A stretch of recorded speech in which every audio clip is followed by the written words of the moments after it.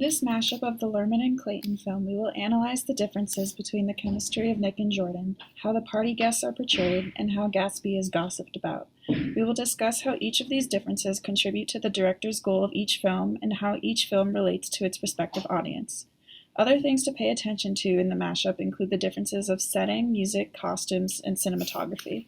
In the 1974 film, the chemistry between Nick and Jordan is awkward, almost as though Nick had to be polite to Jordan. In the Lerman film, Nick and Jordan have a stronger, more powerful chemistry. Their body language is less forced and more natural. For example, when he takes her hand, he looks like he's love-struck, and when they walk down the staircase together, they look as if they are almost glued together. Lerman includes these interactions to create a dramatic love story. In contrast to the flashy nature of the Lerman film, the first party scene in the Clayton film mimics the conservative nature of the 1970s, the decade in which the film was produced. While the Clayton party scene may be viewed upon as less grand than the Lerman party scene, when the Clayton film was produced, the party scene was viewed upon as risque by its respective audience. The Lerman film focuses on the modern spin of the Great Gatsby, while the Clayton film more closely mimics the true feeling of the jazz era. The Lerman party scene features the best of everything, the most decorative costumes, flowing rivers of alcohol, and the top musical artists, with the camera angles constantly changing. On the other hand, the Clayton party scene focuses more closely on the guests of the party, whereas the cinematography includes longer frames.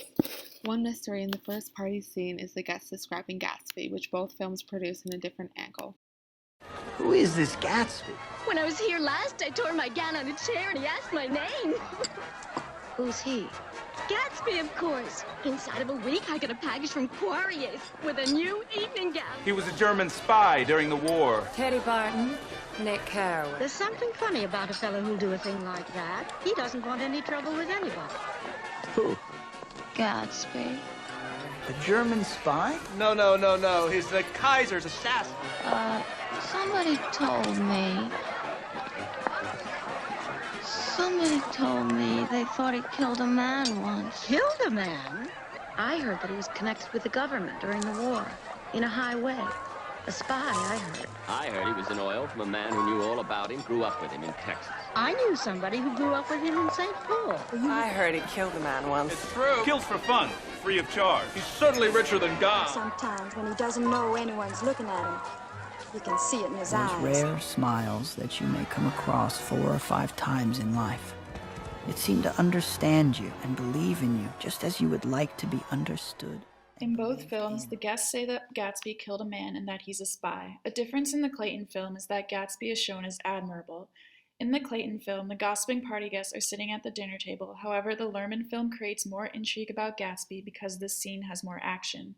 The camera is constantly moving and the characters are either standing or walking. In addition, the frame changes constantly. Both movies illustrate Fitzgerald's main ideas. Fitzgerald's view of corruption is demonstrated by the party guests consuming alcohol in excessive amounts. Fitzgerald's disdain of the wealthy is also conveyed by having the rich party guests act in frivolous manners. Here right now, though it gets